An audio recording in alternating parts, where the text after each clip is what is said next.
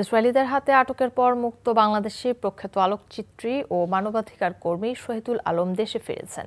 Turkish এয়ারলাইন্সের একটি ফ্লাইটে হযরত শাহজালাল আন্তর্জাতিক বিমানবন্দরে অবতরণ করেন তিনি। তাকে অভ্যর্থনা জানাতে তার সহকর্মী এবং পরিবারের সদস্যরা বিমানবন্দরে উপস্থিত ছিলেন। এ সময় গ্লোবাল সমুদ ফ্লোটিলার বর্ণনা দিতে গিয়ে শহীদুল আলম বলেন, গাজার মানুষ এখনো আক্রান্ত, এখনো তাদের উপর নির্যাতন চলছে। সেটা যতক্ষণ পর্যন্ত বন্ধ না হয় ততক্ষণ কাজ শেষ হয়নি। বাংলাদেশি যারা সারা পৃথিবী থেকে সাড়া দিয়েছেন তাদের প্রতি কৃতজ্ঞতা প্রকাশ করেন তিনি। আমাদের দেশের সরকার যেভাবে সাড়া দিয়েছেন, ইস্তানবুলে আমাকে গ্রহণ করেছেন, একদম আমার সাথে কোনো যোগাযোগ করার কিছু ছিল না, সেগুলির ব্যবস্থা করে দিয়েছে। যতক্ষণ ফিলিস্তিন মুক্ত না হবে ততক্ষণ আমাদের সংগ্রাম চলতে হবে। আমি যেতে পেরেছি, অনেকে যেতে পারিনি, অনেকে আমার সাথে যোগাযোগ করেছিল, তারা যেতে চেয়েছে।